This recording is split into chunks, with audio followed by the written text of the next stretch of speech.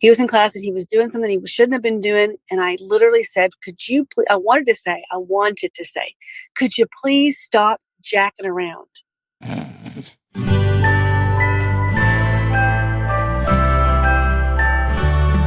to survive the classroom. Hey, teacher besties. Welcome to How to Survive the Classroom. It has been a whirlwind couple of weeks for me. So last episode, I talked to you guys about my Kansas City show and how all of that went, and it was amazing. And I felt so famous and so cool. I was like, am I amazing and just so famous now? And then I took that same act and I went to New York. So I got contacted by SUNY New York. I think I said CUNY, which is incorrect, you guys. It was SUNY, which is SUNY, and it's in Corning. So if you've ever had like those Corning glassware or Corel and all of that, I think both. I don't know if Corel is, but I think Corning glassware all used to come from Corning, New York, which is this really rural area about 2 hours away from Rochester, hour and a half from Rochester, which is where I landed. And I was already really excited about this. I don't know if I mentioned how excited I was because that is where Wegmans Food Markets is from. And I know I've talked before that Wegmans is where I kind of got my start in teaching because I was hired at a Wegmans and I started training all of the cashiers. And that was really what led to my eventual start in teaching. And so I was so excited about getting to go to a Wegmans, like so excited. So I had to leave. I woke up at 3 a.m. My flight left at 6 a.m. from Indianapolis. I'm about an hour away. So I woke up at 3 a.m., got to the airport, parked, all of that stuff. Everything went great. There was a layover. And so I was very nervous. Normally, if I'm going to do a show or something like that, I try and come the night before. But it was a weekday and it's really hard because, you know, we're juggling kids. And so I'm like, okay, it's fine. I can just go day of, give myself a little bit of, you know, flexibility as far as timing. So everything went great. I landed. I immediately went to Wegmans, like left the airport and drove directly to Wegmans and got a baguette. And they have this triple cream brie at Wegmans that is a spiritual experience. And Wegmans is like one of those places that the price of everything is pretty low, and they've got a ton of name like Wegmans brand stuff that is phenomenal. And I just sat in the car after I landed with, I think I got like 4 hours of sleep the night before. And I just sat in my car drinking a Red Bull and eating brie and a baguette. And it was amazing. If you live near Wegmans, please go do that for me because I miss that so, so much. But all of that went amazing. And then I had to drive from Rochester down to Corning. Beautiful, by the way. If you guys haven't ever been to upstate New York, it is absolutely stunning, very hilly, very green. To SUNY for my event. And so I get there, and essentially what this event was like a hype appreciation event for teachers. So it was a lot of new teachers. It was a lot of like future teachers. And everyone was there to just like celebrate teaching and to get free stuff and all of that. And it started at 4:30. And then I didn't come on, or it started at 3:30. It started at 3:30. And then I didn't come on until 7. So when people arrived there, they had like therapy dogs and they had a bunch of like credit unions and different things like that, just giving out free swag. They also had like, you could get like tinsel put in your hair. It was such a cool event. And I so appreciated this community college doing this to kind of like hype up teachers and be like, hey, like it's really cool to be a teacher and all of that. Right. And after about, I would say, the first 3 hours, right around 6:30, 6:15-ish, I noticed that some of the vendors started to leave. And I was like, oh no. And then the girl who brought me in started to like make announcements, and they were doing like raffle giveaways and stuff like that. And she's like, and don't leave because the comedian's here and she's going to do a really funny like set and blah, blah, blah. And I'm just sitting there kind of hanging out. No one is there like specifically for me. And that should have been my first note of like, okay, if no one is here for me, then it's not going to feel like a feature comedy show where people are literally there for me, already get my humor, already like my humor, and are there because they like my humor, right? All of these teachers are there because they wanted free stuff. And then they were like, oh, I guess there's a comedian that's coming. I also found out almost immediately. So finally the event comes. She says like 5 times, please don't leave. the comedian's going to do her thing. Because like 200 people came through. I think like 50 people probably stayed for the comedy, which is great, honestly. But it starts and I immediately am like, okay, guys, like so excited to be here today. How many of you got like, and I, was trying to like stay with the theme of like teaching is fun and, hype everybody up. And I'm like, okay, teaching is super fun. How many of you guys, by the way, are still in school and haven't started summer yet? Every single one of them raised their hand because they don't start summer break until like, I want to say like early July. So these teachers are in their last month of teaching. Many of them have now been at this event for 3 hours. And then I was like, how many elementary teachers do we have? Almost everyone raises their hands. And I'm like, because elementary teachers are sweet, precious angels, and I am dead inside. And so some of my jokes land differently with elementary teachers, especially because almost all of the teachers that were there because they are new teachers. They're fresh and bright-eyed and bushy-tailed, and they're going to change the world. And they and like my key demographic, obviously I want to be speaking and advocating for all teachers, but I absolutely think that my core niche is like teachers who have been through some things, right? And so I was like, oh, okay, great. That's awesome. So glad you guys are here.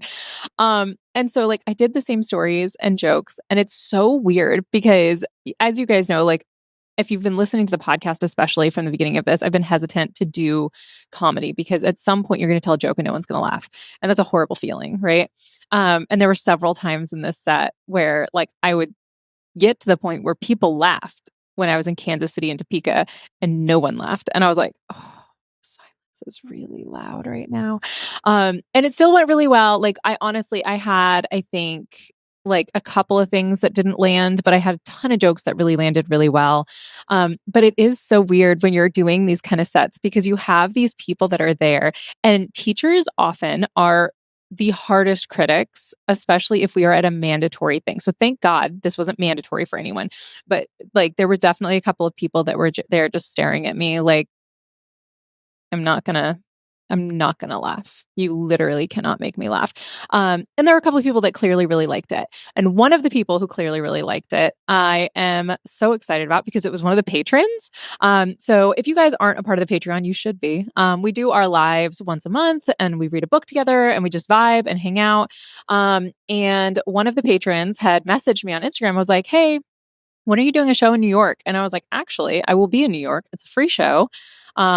And it's a bunch of free stuff for teachers. And so I did get to see Zach. So Zach, thank you again so much for coming out and being a friendly face in the audience. It was really, really fun. And it's also weird because obviously with the patron page, like I don't see people's faces. And so he came up, he's like, hey, I think you invited me. I was like, yes, I did. Are you Zach? And it was so cool getting to see him and chat with him a little bit. So yeah, thank you so much to our wonderful patrons, and in particular, patron Zach, because I got to see you in real life. And very soon, from when this episode is dropping, I think I'm also going to see patron Bree because she said she's going to come to the Philadelphia show, which is awesome. So yeah, it was one of those like both humbling experiences, but also one of those experiences that I'm really, really glad that I had, because I feel like it's par for the course when you get into comedy that like sometimes it's the jokes and sometimes it is in fact the vibes. Like so much more depends on the vibes with comedy than I anticipated. I always thought like, no, if you tell good jokes, like people are going to laugh. And that's true to some extent, but there's also the element of like some people just aren't going to get you and you can't control whether or not those people are in the audience. And when you tell jokes on the internet, like the people who don't like my jokes scroll, right? And so I never have to see their face when it doesn't land. So yeah, we're learning a lot of things this summer. A lot of things, a lot of learning is happening. But the shows that I'm like the headliner and stuff like that have been absolutely insane. So much fun. I've gotten to see and chat with so many people. And I've got a bunch of new shows that I'm adding this summer, which is very, very exciting. So if you are wanting to see me and you are in the Pacific Northwest, I'm going to have a couple shows. And in New Jersey and Philadelphia and a couple other places. So you guys can always check on educatorandrea.com/tickets for all of that. All right. Now, first of all, before I move on, I want to make sure that you guys know that if you have not sent in your own story of the insane thing that happened in your class, because here's the thing is we all have them. Like we all have the most outrageous things that have happened in our classroom. Now's the time. You can go onto our website, podcasterandrea.com, and there's a voicemail button. So hit that voicemail button so that way we can get your insane story. And do it now before you forget, because I feel like it's a tragedy when we have these wild things and then we completely forget for like years. And then we're like, wait, no, that did happen. And it usually happens when we're hanging out with like either former students or other teachers and all of that. So keep a little notebook and keep track of all the wild things that your students are doing. And on that note, let's go ahead and listen to the first voice memo that was sent to us this week. Oh, Lord. I was a first year teacher and I had a kid in my classroom. The kids loved me and I was loving on them and started nicknaming my kids critters from that point forward. And this guy, his name was Ashton, and he's grown up and engaged now. It's great to see him being so successful. Great athlete, but he was getting himself into a hot mess all the time. And by accident, one day I called him Aston, which was so fitting, honestly, as an eighth grader. But the big kicker came right after I was named new Educator of the Year. He was in class, and I loved this class. They were so precious. He was in class and he was doing something he shouldn't have been doing. And I literally said, could you please, I wanted to say, could you please stop jacking around? I said, could you please stop jacking off? Oh, And the whole class of eighth graders literally just stopped, just looked at me, knowing full well that I did not mean to say that. And when he just smiled and buried his head. And I was beat red, and the rest of the class started busting out laughing. And I just said, "Oh my gosh, I did not mean to say that." And they were all like, we know you didn't mean to say that." Oh my gosh, I was so embarrassed. But there have been a million moments like that since then. But that was the one that stands out most. So embarrassing. oh my gosh. As soon as you said what you meant to say, I knew what you accidentally said. It's so hard because you're literally talking to 30-ish, 40-ish kids all day, every day. You have a million different things, a million decisions you're making, and then all of a sudden you mix up one word. And that's all it takes. It's so bad. I used to try so hard to like avoid specific words, which is difficult because in each of like the specialties, I feel like there's specific terms that you have to use, right? And for an English teacher, I always had to use the word climax when we were talking about story structure. And so we would talk about it and I would be like, okay, like you want the point, like it's even as I say it now, like you're talking about like the moment of conflict is finally resolved is how I would try and say it.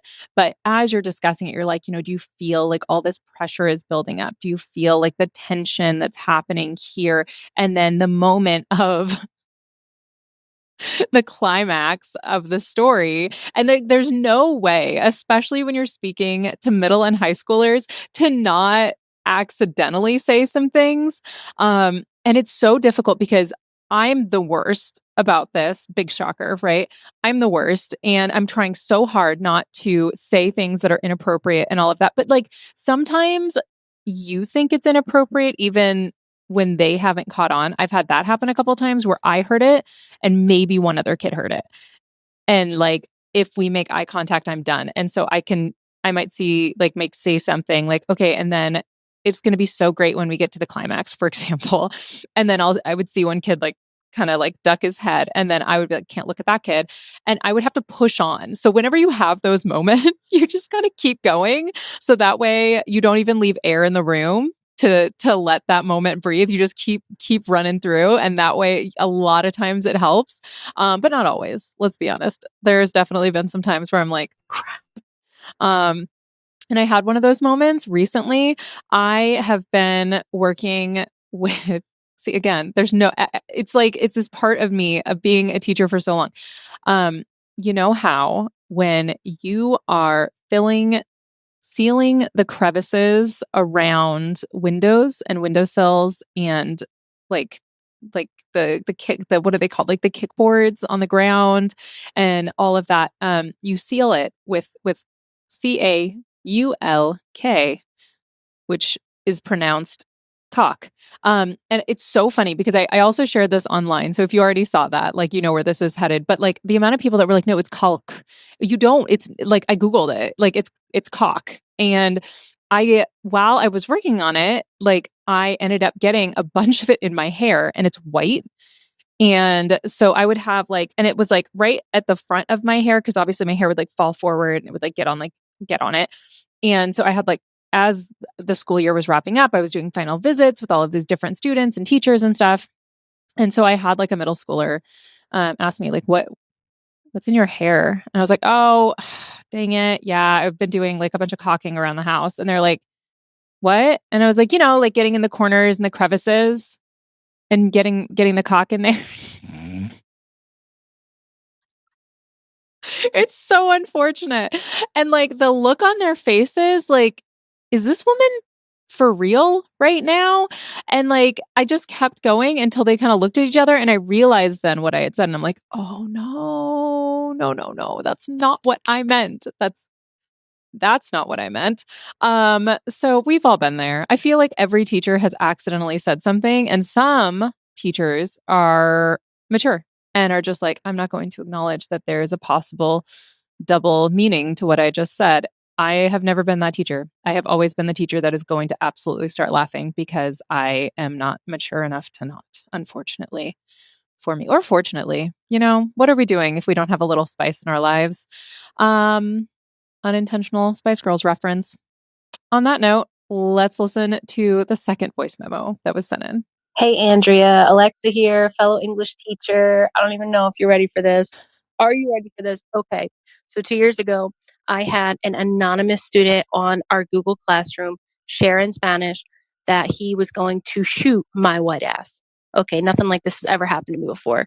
Days, he's posting it every single day. I don't know who it is. All I know is that it was the worst Spanish ever, and I'm not even bilingual. This was Google Translator. Then he stepped it up a notch and he said, like, this is your final warning. You come to school tomorrow, I'm going to shoot you and your whole family. Oh my God. The only person who's doing anything about it is myself. When I tell you I put my heart, soul, blood into tracking the student down, I did. Time away from my husband, my 4-year-old, my 6-year-old. I figure out who it is, 100,000%. I found him, sweat, blood, tears, found him, confronted him. He denies it to my face. He gets caught. I have the evidence. All that hard work paid off. And here's where it got me. They suspended him out of school suspension for 6 days. That's it. He threatened my life, called me a white bitch, said he would shoot my family, and he got 6 days of out of school suspension. That is insane. That is absolutely insane. And that, like, I feel like those are the stories that we hear that are like the stories that later then we find out that that kid ends up doing something violent. And everyone's like, yeah, we had no idea. And it's like, literally every single teacher was like, this kid is going to be a problem. And there's still a weapon at home. The weapon is still unsecured and all of that. I know more recently, I remember reading a couple of articles about the parents of the kids who have, gone and committed violent acts at schools or different events like that. The parents are starting to face some consequences for that. And how do you not have your weapon secured? Like, and how do you also not know that your kid is in such a dark place? Like, I just I try and have empathy because I haven't walked in those shoes. Um, but it is actually so easy to keep a weapon like completely secured. Like if you are someone who feels the need to have a weapon in your home and all of that, like then you should also be a person who feels the need to have it secured. And you can get safes and different types of safes that you can like keep under your bed and hit like 3 little codes and then it'll pop out and make it easily accessible still, even probably faster than putting it in your nightstand and all of that kind of stuff. I have so little empathy for people who have weapons that are unsecured and that are like, I can't believe that my teenager got into it. It's like, are you dumb? You're dumb. Got it. Just say you're dumb. Just say you're dumb. Unfortunately, being dumb is not a legal defense though. So you're going to go to jail. I just, mm, mm, mm. It's interesting also and a little racist that they chose to do it in Spanish. I'm assuming that they were just trying to like throw you off their track. It's interesting because speaking of Spanish and racism, I was accused of racism this week. Which is always deeply upsetting to me. As it should be, right? I posted a video talking about my San Diego show, which as I'm recording this is just a couple days away.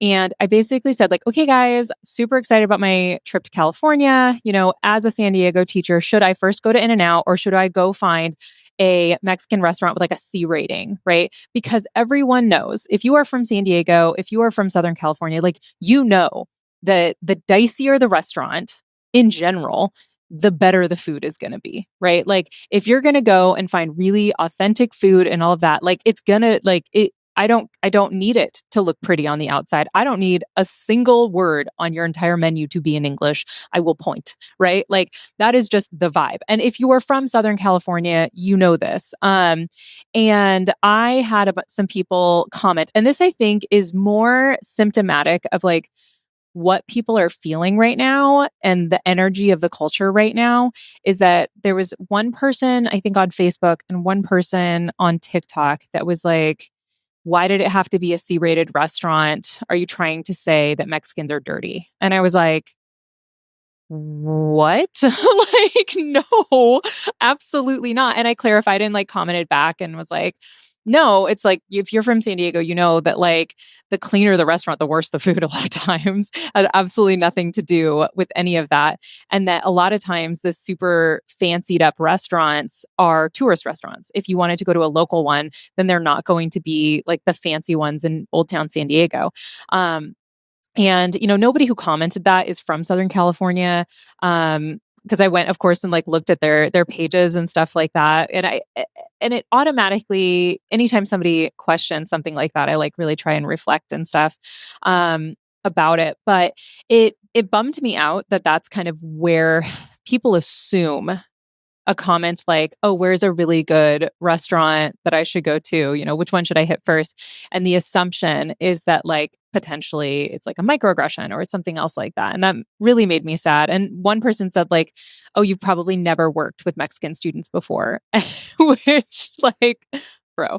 Again, I taught in San Diego for 6 of my 9 years. And that is a population that has a very large Latino population.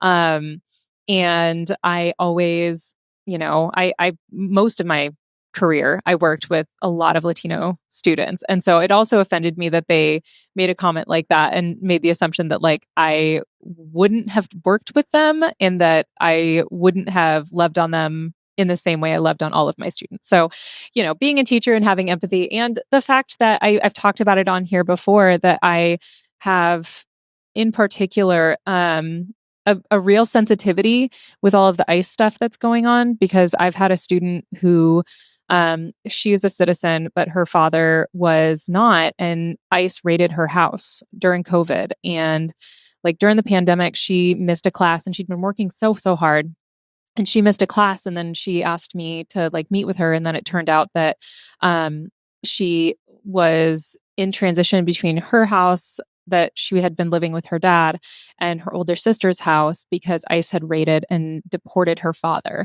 And regardless of how you feel about immigration, like this girl is a citizen and it's not her fault and she's facing this trauma. And me as the teacher trying to provide whatever educational opportunities I can for my student and all of that. And so I do feel a real connection to the San Diego community and all of the stuff that's going on there. So for someone to like make an accusation like that, like made me really, really sad actually. Yeah, and like unrelated to this, weirdly, like Latino culture and Spanish and all that has come up kind of a lot this week because I also got a delivery this week and the guy who delivered it, I was like, oh, I don't need it set up because we're about to move. It was just a table and the delivery guy was supposed to set it up. And I was like, oh, actually, I don't need it set up because we're moving. So we can just leave it in the box. And he's like, oh, I don't speak English. And I was like, oh. And then it made me really mad that I didn't speak Spanish. I was like, Espanol? And he's like, oh, sí. And I was like, oh, I don't know why I said Espanol. Like I speak Spanish. And so I downloaded Duolingo and I'm working on my Spanish right now too. Because I grew up in San Diego and I was such a snot in high school. I was like, I never need to know this. Girl, you live an hour from the border. Who are you? So I've been really working on my Spanish as well, because I really, really want to know Spanish. I want to be able to travel. I speak some German, but I really want to be able to speak Spanish as well. So that's one of my goals this year, guys. So if you are one of my bilingual listeners and you want to quiz me on my Spanish, put me on the spot. If you come to a meet and greet and just start speaking Spanish and force me into uncomfortable situations because I'm really committing. Here we go. I'm publicly committing here that I'm going to be learning Spanish, and Duolingo and I are spending a lot of time together right now. So yeah, it's really fun, and it's a totally different experience when you're learning language when you want to, as opposed to in high school when I'm like, when am I ever going to use this? Girl, high schoolers are so dumb. All right. In that note, I have a really, really cool resource I'm excited to share with you guys about today, that is going to help you for accommodations for a bunch of students and even help you with sub plans as needed. So we are going to get to that right after this quick break. Welcome back, teacher besties. So, I wanted to share with you guys about a resource. So, a long time ago, back when I was like early days of building out my brand and all of that, I did a brand deal with this AI company. So, I guess maybe it wasn't that long ago, maybe like 2 years ago or something. But the AI company is called Scribe, and I really, really love it. It is a resource that will record your instructions and it will break it into step by step documents. So essentially, what it'll do, and it's like, so here's how I used it. And then you guys can see maybe how it might work for you in your classes. So especially when I was online, and we were trying really, really hard during COVID to make sure that we had multiple ways of explaining to students how to do stuff, right? So we would record our lessons and then we would post the videos. But a lot of times kids are like, I'm not going to watch a 15-minute video. And so I would have to figure out all these different ways that I could help kids know how to do something that might be kind of a complicated thing for them, or it might be something that they just have never done before, right? So like let's say we were writing an essay or something and I wanted them to do some research and there's a ton of steps to get there. I would use Scribe, which is I think it's a plugin question mark. So it's a website. So scribehow.com, you go there and it will record what you're saying. So you could just talk to your class and describe the steps that you want them to take. And then it will break it into step-by-step guidance for your class. And it will be kind of a flexible, searchable document for those students. So if they get stuck on one of the different steps, then they could use Scribe to kind of jump in, not on step one, where they would have to start if they just watched the video, but all the way down on like step 12 and be like, oh, okay, I can't remember how to do this one thing. Could really see this being helpful for math teachers, especially. I was always somebody who in class, when the teacher went step by step, I was like, I got it. And then the second I sat down to do it by myself, I'm like, I don't got it. Right. So I feel like this could be really, really helpful for them as well. It creates the documents, it creates the steps, it makes it searchable. And this is also super, super helpful if you are working with students who have an IEP and you're required to have some sort of other additional documentation for them. What I would usually do, because with having kids with different learning abilities and all of that kind of stuff, I would always try and make sure that I offer the supports to everyone. So although no, not every single kid is required to have like a printout version, step-by-step guidance on how to do the activity for the day, even if a kid doesn't have a diagnosis, like maybe they were sick, maybe they were out, maybe they were spaced, maybe they'd had a bad day. There's a million different things, which is why universal design for learning is great, because that is the whole premise of like, we're going to prepare for every type of brain in our class so that regardless of the way your brain works, it's going to be a workable classroom for you. And so Scribe is a really good way to do that because it's a light lift for you as the teacher. Like you hit record, it does it, it creates it for you. but it could be incredibly helpful when you have 40 students and 7 were sick last week and 7 others have an IEP, which it never is only 7. It's like maybe 20 of them have an IEP. And you have a parent that wants to know how to do this activity, like all of these different ways. And then you can also take that recording, take that document, and you can also send that home if it's a big project that you're worried about students not getting done. You can also record it, send it home in a big like mass email to to the parents of your students and be like, hey, here's what we're doing. Here's step-by-step guidance. Here's the recording of how I explained it and all of that. Because I know for me, every time I'm sitting down with my daughter and trying to work through activities with her and stuff like that, I'm like, okay, I think this is what your teacher wants, but I'm not that confident, right? And so this way, it's something that you can use to like actually support your students and support the parents and all of that kind of stuff.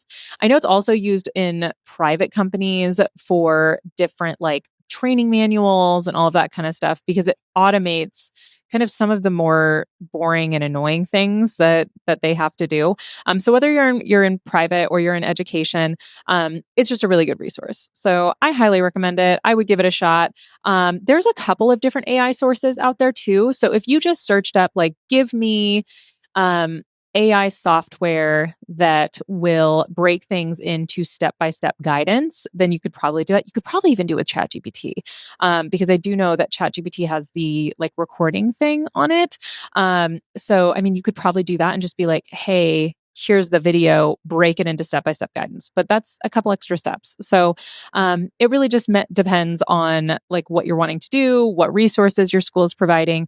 I think that the initial is free for Scribe, but I think they also have upgraded versions and stuff as well. So, just another way that we can maybe use AI to our advantage and, make differentiating for our students a little bit of a lighter lift for us, if that makes sense. All right. So, guys, I have a bunch of shows coming up, and I hope I get to see you at them. If you do come to a show, by the way, please do tell me if you are a listener of the podcast. I get so excited because, people listening and watching on Instagram and TikTok and all of that is really, really cool. But they're spending 60 seconds with me, 60 seconds plus 2 to make sure that it's monetized most of the time. And they're spending time with these characters I've created and all of that. But really, when you guys are listening to the podcast, like you're spending time with me. You're getting kind of my very raw reaction, my very raw opinion of a lot of stuff. And it is really, really meaningful to me when I have people come up and be like, hey, I love your podcast. So please do make sure that you mention if I see you at any of the shows, that you are also a listener of the podcast. And for my patrons, especially, make sure that you get a picture with me so that way we can make sure we share with the rest of the Patreon community. And if you want to join that community, you can do it on patreon.com/those who can read. We are jumping in to new books and having so much fun. And I just posted a couple of free resources on there for our patrons, only for our patrons. So I think I posted a subplan that works for any grade, really any secondary grade. Elementary, it would be kind of hard for them. But a subplan, a substitute snitch form is what I'm calling it. It's basically like a doc for this, the substitute to fill out. And then the third thing was a documentation guide. So all 3 things that would be a really great thing for you to have for fall. They're also going to be included in my book, which is coming out in May 2026. I'm going to have a bunch of free downloads that are going to be available for anyone who buys the book. You're going to get like a digital download pack of things, different digital resources like that, which is really exciting. So stay tuned for that because pretty soon we're going to start pre-orders and that's going to be pretty cool. My goal, I'm just going to tell you guys because you guys are my podcast listener friends. My goal is to make it on the New York Times bestseller list, and that heavily, heavily relies on pre-orders. So if you're somebody who you're like, I definitely know I want the book, pre-order it so that way we can make it on those lists, because that's really how people end up like seeing the book and all of that good stuff. And really the heart of that book is that I want it to be useful for new teachers and seasoned teachers and everyone in between. I want people to feel like they have a teacher bestie with them with that book, whether it be resources or advice or any of that stuff. So stay tuned for that because I'm very, very excited. It's been a lifelong dream of mine to have a book. So it's called, I think I've told you guys what it's called, right? They never taught us that. I'm really, really excited about that. So stay tuned. And thank you so much for the wonderful listeners who have left reviews. And we have full video episodes up every week on YouTube. And if you want to get in contact with us, there we go. You can do it via email, andrea@human-content.com or Human Content Pods, or Educator Andrea on all the different places. Thank you so much for listening. I'm your host, Andrea Forkham. Our executive producers are Andrea Forkham, Aaron Corney, Rob Goldman, and Shanti Brooke. Our editor is Andrew Sims. Our engineer is Jason Fertizo. Our music is by Omer Bensby. Our recording location is Indiana State by College of Education. To learn more about our How to Survive the Classrooms program, disclaimer, and ethics policy, and submission, verification, and licensing terms, you can go to podcasterandrea.com. How to Survive the Classroom is a human content production. How to survive the classroom.